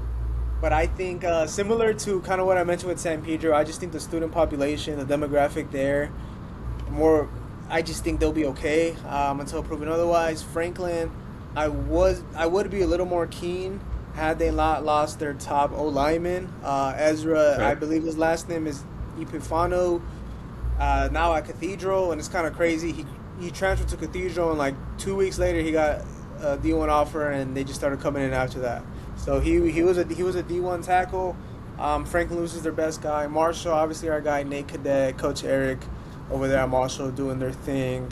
Yeah, yeah. Um, Lincoln team to kind of watch with Antoine Dunlap now at I Lincoln. just don't know See, who their quarterback is.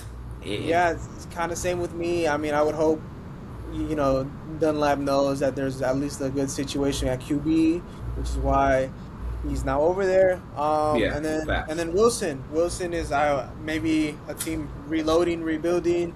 New head Coach coach. Montenegro, new head coach. Montenegro's no longer there. Is that So Roseman? yeah, kind of new blood in the what's this? The Northern League. Sorry, I'm like butchering the leagues. There's so many leagues. But yeah, that's Northern League.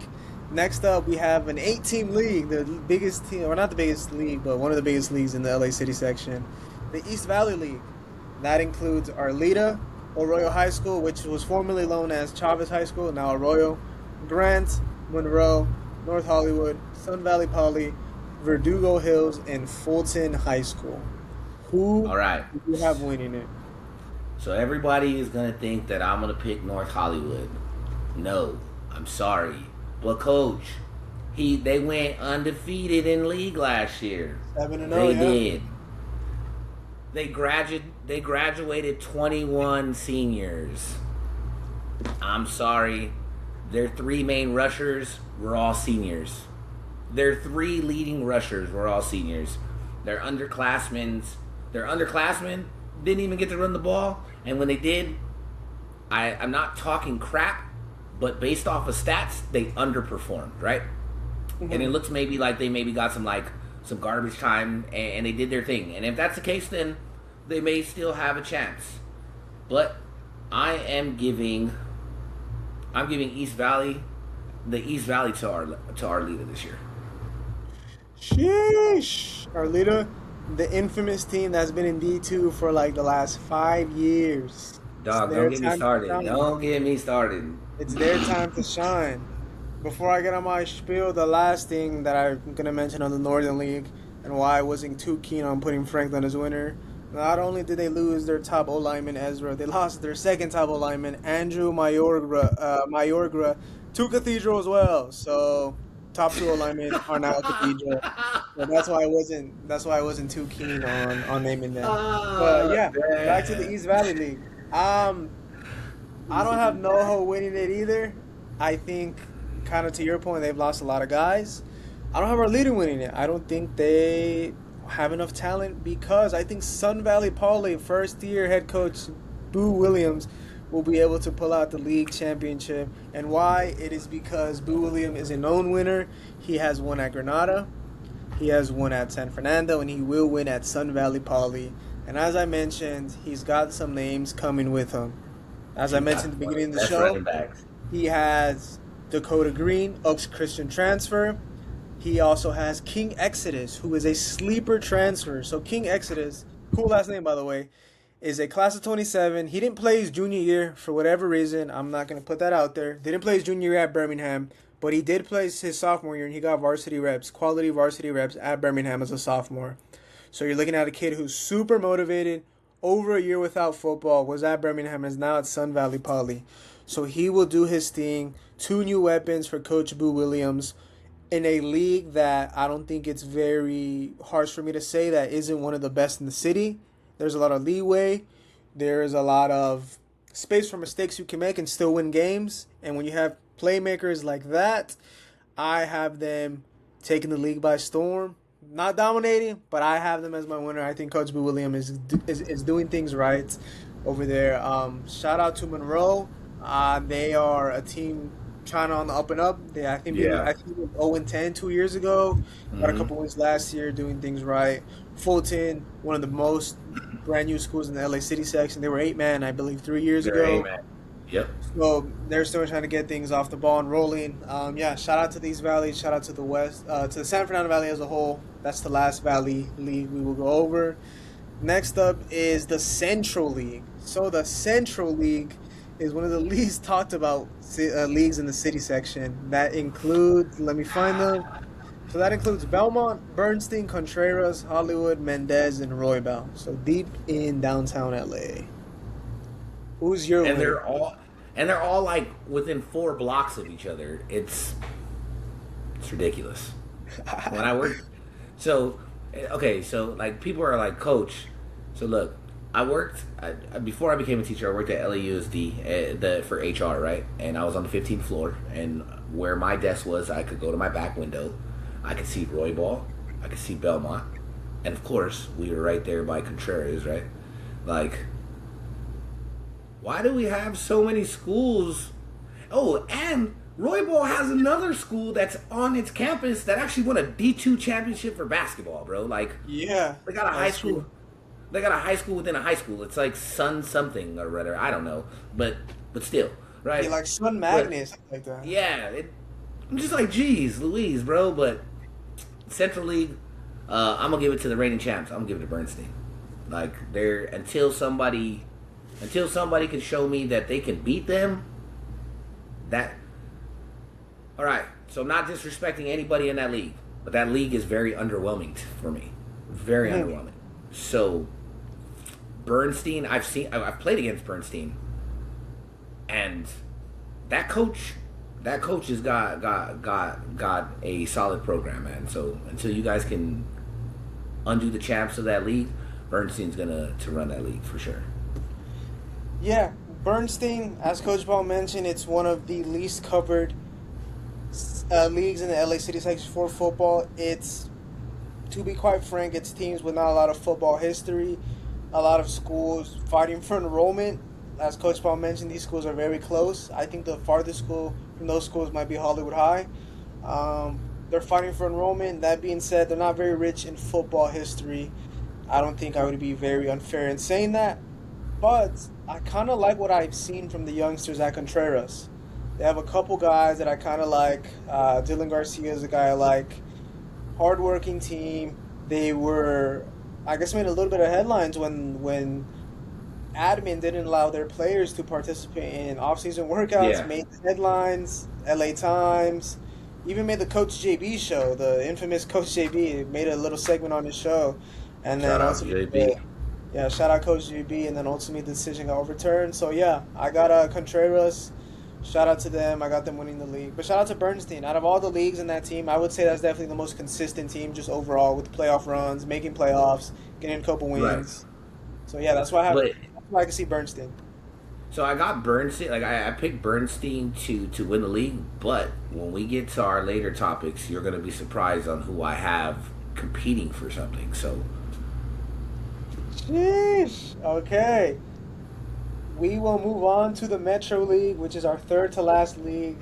Metro League looks a little bit new this year, but it includes Dimely, LA Jordan, Hawkins, Locke, Rancho Dominguez, and technically still View Park.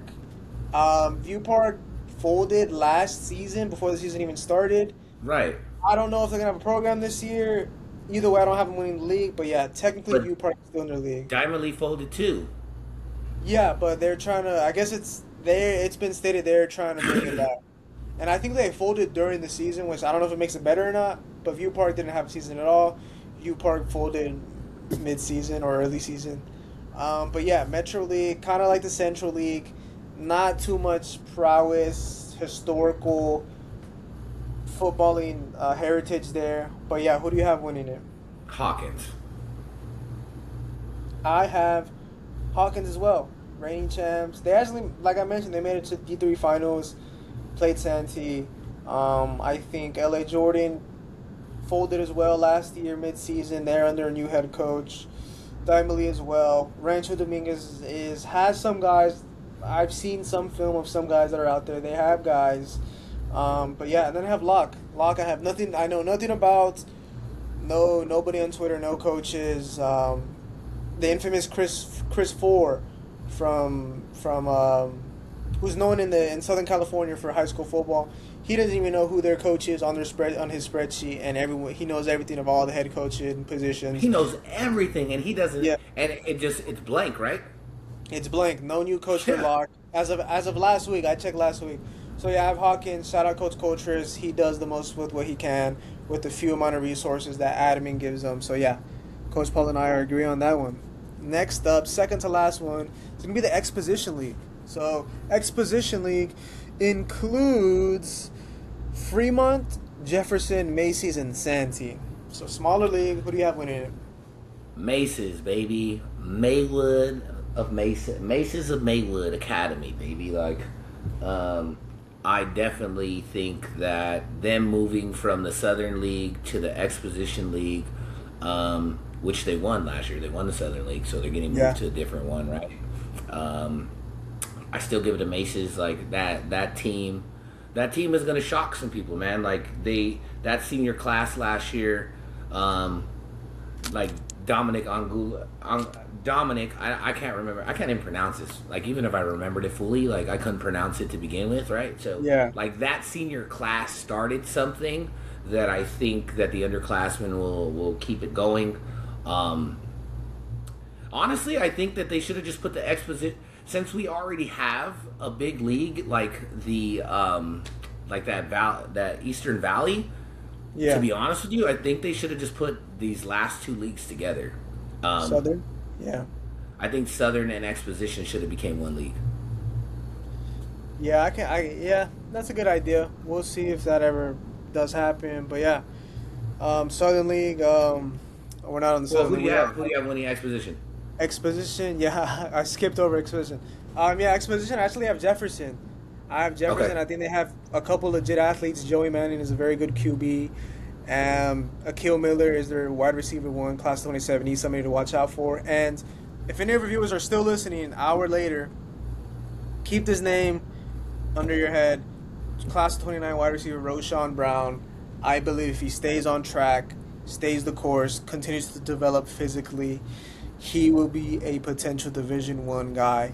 Whether he chooses to stay at Jefferson or not, that's his choice. But he is an absolute dog to look out for. At an absolute, he'll be a diamond in the rough. So shout out to Yeah. Roshan Brown at Jefferson. Potential to do some damage in the college game when he Hey gets there. man, you know everybody is staying tuned for this because it's our preseason, our midseason, our pre-playoff. Everybody stays for these hour episodes, Jay, because Yes, sir. we do our thing, bro, and we don't leave anybody out. And the one thing I really love about us is we don't really downplay. Like we make some comments like Yeah. underwhelming and stuff, but it's I don't say respectfully because I think that's when you're about to disrespect somebody. Uh, But I'll just be like, look, like I'm not saying it to take a shot. It's just some of the stuff is just underwhelming sometimes, like right. yeah. So So I hopefully, think that's why everybody tunes in and stays this long with us. An hour yeah. 36. Our last hour and 45 minute show had almost 1,000 views, bro. Sheesh. We're doing it for the LA City section, man. We'll City get to business, our city last section, stand league. up. We'll get to our last league, the Southern. Southern League. We've made it, our final league.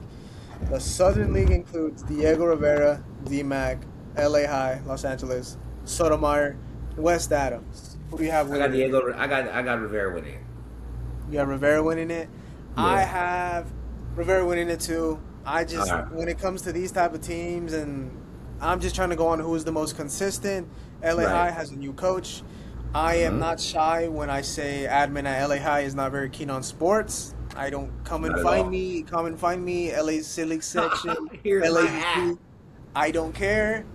You guys are very poor admins when it comes to athletics at your school. I don't know about academics. That's a whole different story. But admin at LA High is atrocious for sports, including football. So they will not be winning anything. And hopefully, not hopefully. That's okay. I'm not gonna. Now I'm getting disrespectful. I'm gonna stop. That's LA High. West Adams folds every now and then, always struggles to keep the program. Sotomayor, kind of the same thing. They have always kind of bounced between 8 man, 11 man. So yeah, I have Rivera. They're the most consistent team when it comes to fielding a team, having consistent games, making it two playoffs. So yeah, Coach Paul and I agree with the last playoff winner or last league winner of the Right. Southern League. Now for our last segment, we've made it this far, only a little more to go. Our contenders for each division. So we will start with, I guess, the Open because it's the most straightforward, and we'll go D1, D2, D3. So who are your contenders or contender for Open Division? So open division, I got Carson versus Birmingham. It's between those Okay. two. Division I one. Oh, you go, you go, you go, we'll, you we'll go, you go go, each you go. division. We'll just knock it out from there. All right, cool. Each division. So yours, those are your contenders. Yeah, I have a contender. It's Carson. It's there to lose. They have the most talent coming back. But yeah, Birmingham. If there is a team that seems to be able to put a chance, a fight against them, it's going to be this Birmingham team. They have kids who go to Birmingham for football. They have youth football players like Carson does. They have athletes, but I think just Carson has what Birmingham's been missing, that D1 guy, those D1 guys. Birmingham hasn't had that in a couple years since Peyton Waters has graduated. And it's not a coincidence that Peyton Waters graduates, their D1 talent dries up, so does the city section open division title. This kind of goes back to my point, to my formula per se on what teams look like when they win a city section title. In the open division, the LA City section, you got to have at least 3, 4 guys who are D1 players on your roster. And if you don't have that, you got to have one big Power 5 guy. That's just what I've seen in recent years. And then at D1, you can get away with 1 or 2 D1 guys. Division 2, you don't need a D1 athlete per se, but you definitely need a number of very good athletes. And then D3, you could get away with having a good number of holes on your team if you have 1 or 2 good athletes. I say all that to say it's Carson's title to lose, but it is very likely that that Birmingham Carson matchup will happen in the final if they are granted the 1 and 2 seed in December. So, who are your Division 1 contenders? Southgate and Hamilton. Okay. Why you got those 2 teams? And the reason why I have those 2 teams is because I don't have Southgate beating Garfield, so Garfield's going to go open. Based off of strength of schedule, Southgate and it's really one of these things where, because Southgate's strength of schedule is going to put them where if they're there, right? Like based off of strength of schedule, they could sneak into open. But if they lose that Garfield game, I don't see them getting. If they lose the Garfield game, that's their only league loss, and we'll see how they fare in preseason. They sneak into the open 8 seed, 1 and done. Mm. They say they're ranked 7, Birmingham's 2. They're still 1 and done. Like, I have all the faith in my boys, but I'm being realistic. If they do not put up where they can be like the 5th seed and open, is 1 and done. They see Carson and Birmingham first round. I love each and every one of those boys on that team, and they it's 1 and done if they go open. So if they end up being in Division 1, they are the guy. They're the top dog in 1. They are the team. And I have Hamilton because that's going to be between them and Venice, right? So if Venice, if depending on how that goes, I think that Hamilton will put it together. Venice was the number 1 seed in D1 last year, and they lost, right? Mm-hmm. They didn't get the job done.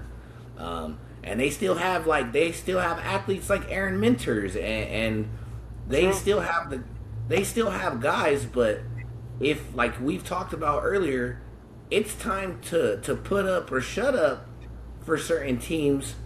And Hamilton is one of these teams that, all right, you made a big splash your first year, and because we do respect you so much and we respect the work you're putting in, now I need to see it transition into something else. So if that's the case, and they are what we expect they're going to be with Micah and with Thaddeus and with a couple other pieces they have, it's going to be Southgate versus Hamilton, D1.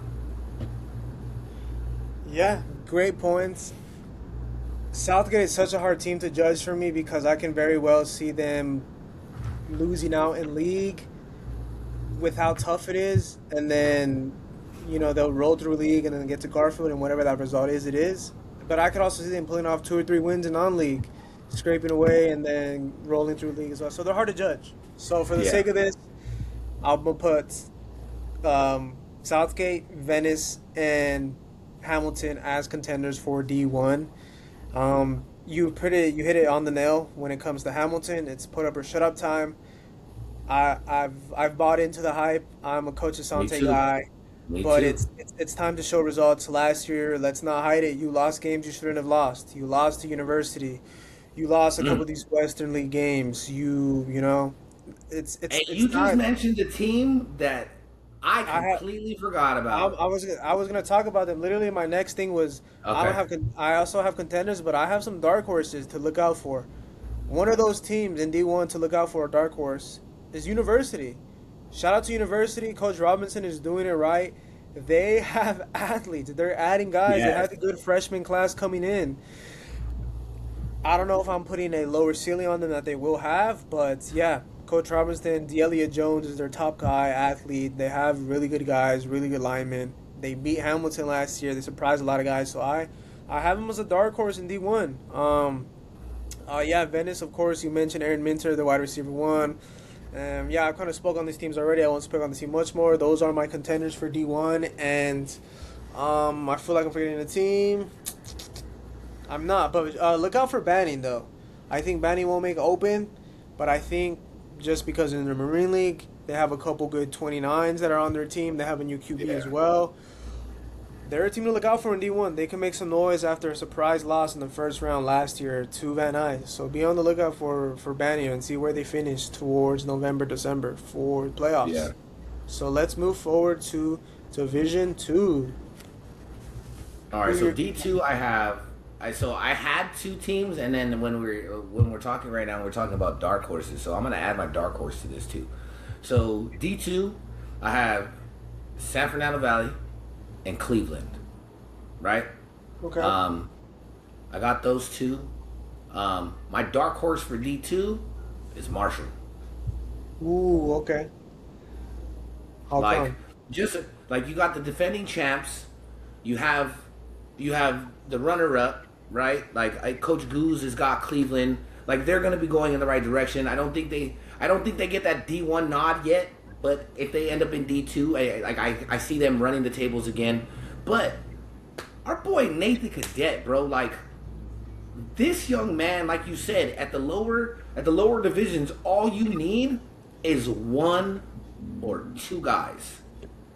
This kid's leadership ability is one like no other. Now, I haven't been able to, like, because we all know I stepped away from the game and I stepped away from everything. And now that I'm getting back and I'm getting acclimated to everything, I still haven't seen all the pieces that Nathan may have. But Nathan, that Marshall team only had a couple guys last year, and they surprised everybody. If you can, if they are my dark horse for two, if Marshall goes D3, Marshall's winning it all. Hmm. So that kind of tips you off to where I'm at for three, because they are my dark horse for two, but that changes my three a lot. But Hmm. Marshall's my dark horse for two, and if they don't make two, and for whatever reason they go three, just for whatever, like just because maybe they had some awkward losses, I'll give you Marshall takes D3, and then they're up there with Hawkins and Contreras in three. But if Marshall stays in two, they're my dark horse, and Hawkins and Contreras, it's going to be a battle again for my D3. And Contreras was that one of those teams that I said was part of an underwhelming thing, but like you said, they got some pieces that you like, and Coltrus has got Hawkins on the move. Even losing one guy, I still think that they make it back to the finals, and I think they can do something. But if Marshall ends up in that D3 bracket, it's Marshall's to take. Okay, I like those two teams. I have a bit of a very, very controversial take. Okay, let's hear it.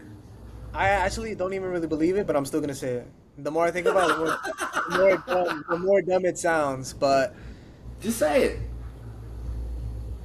Palisades will not make open division. We all know that. They Of have course. lost a lot of guys to graduation, and they have lost the former number one player by recruiting metrics, Damari Dezern, who's now at Westlake. They have a very tough non-league schedule. A very tough non-league schedule. They're gonna play Brentwood. They're gonna play a couple of these Southern Section teams, and they're in a tough league already. In a league that I slate them not to win. So I think absolute worst case scenario, Palisades falls to the number one seed in D2 and will win it. But the more I say, I don't even really believe it. I think they'll still be good enough to be a mid to One. lower seed in D1. But Okay. absolute worst case scenario, everything goes wrong for Coach Dylan Smith this year. They finish first seed in D2. They'll win it for sure. But yeah, I think they'll be okay. Bro, if Palisades has a crappy and they fall off, there's no way Arleta doesn't get moved to D1 this year. I I don't know because who I think is better I'm than Arleta. Who I think is better than Arleta is my contender for Division Two. It's two teams. It's El Camino Real and Sun Valley Poly. Those are my two contenders. Okay, I like that. Yeah, I El like Camino that. Real added a couple two quality pieces. They have a decent team to build off of. Sun Valley Poly, as I mentioned, Coach Boo, first year, they added two very good pieces, very good pieces. Would have been Yeah. a third if Pharrell Stanley ended up staying Stay. at Sun Valley Yeah. Poly, but he's back at Lancaster. But it's look, in D2, you just need a small core of very good players. Dakota Green, King Exodus. They have another receiver that I really like who was there last year. That's a good core.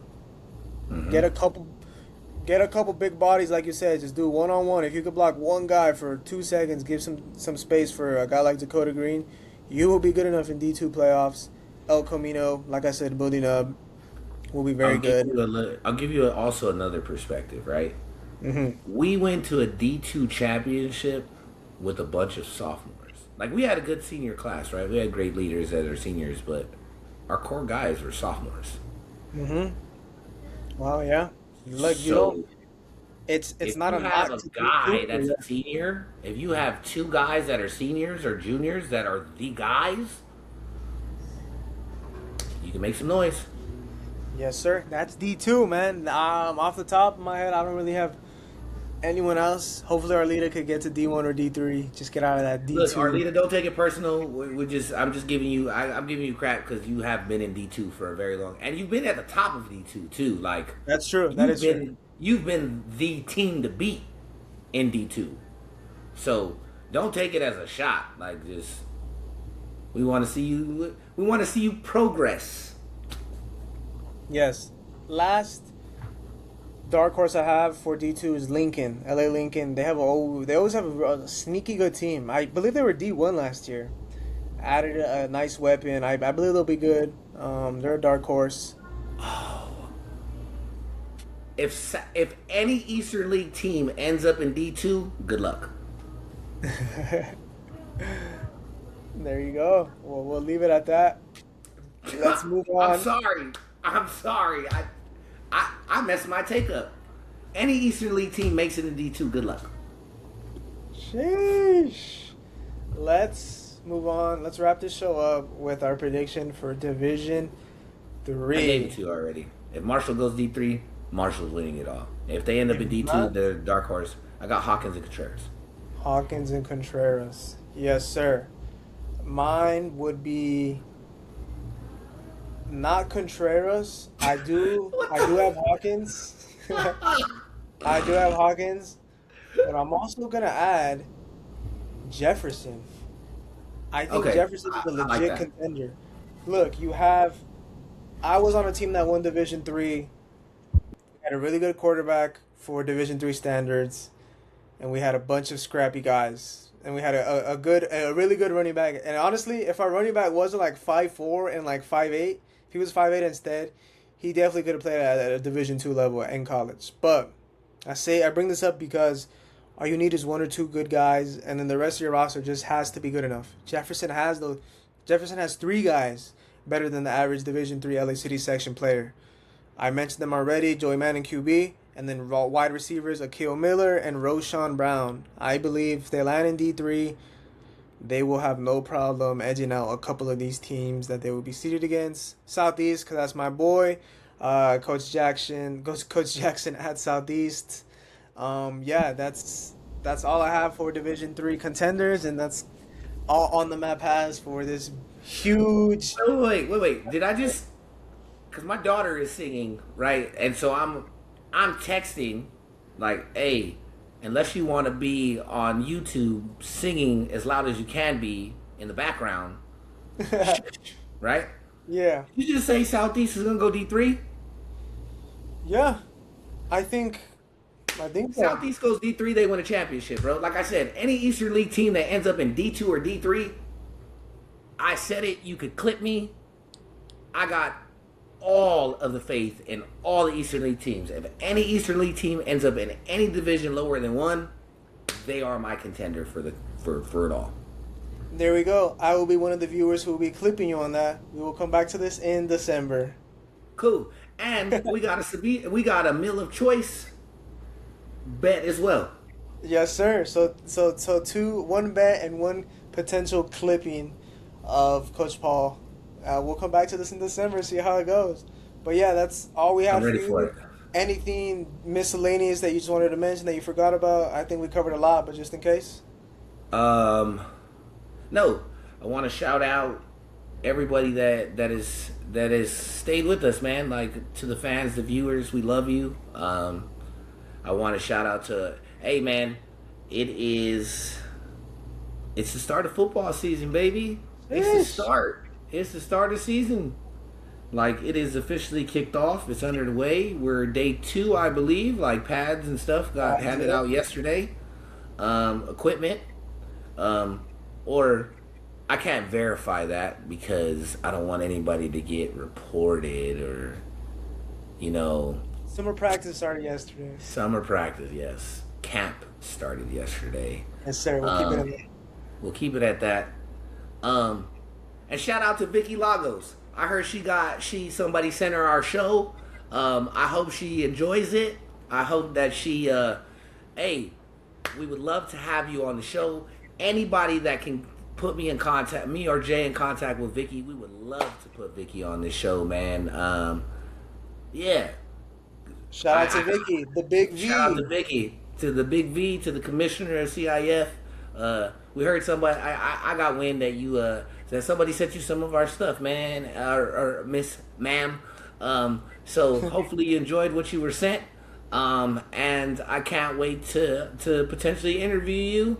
But other than that, man, this has been a great hour and 56 minutes, bro. Yes, sir. I hope the viewers enjoyed it. Hopefully, we covered at least your team just a couple lines if it was all that we could speak about. But yeah, I enjoyed speaking about LA City Section football for over an hour and a half. And we'll see you guys hopefully in a week or two or whenever we film for another mid-season Yeah, review, week one review, whatever. Hopefully, we'll yeah, be seeing yeah. you in 2 weeks. All right. You know what it is. Until next time, we want to thank all our viewers and subscribers. If you're new to the channel, don't forget to hit subscribe, hit that bell for notifications for new episodes. We'd like to thank our sponsors, Never Waver Apparel, Black Market Chicken. They're not on the graphic anymore because I still haven't figured it out. But other than that, we love y'all. Until next time, peace. Peace.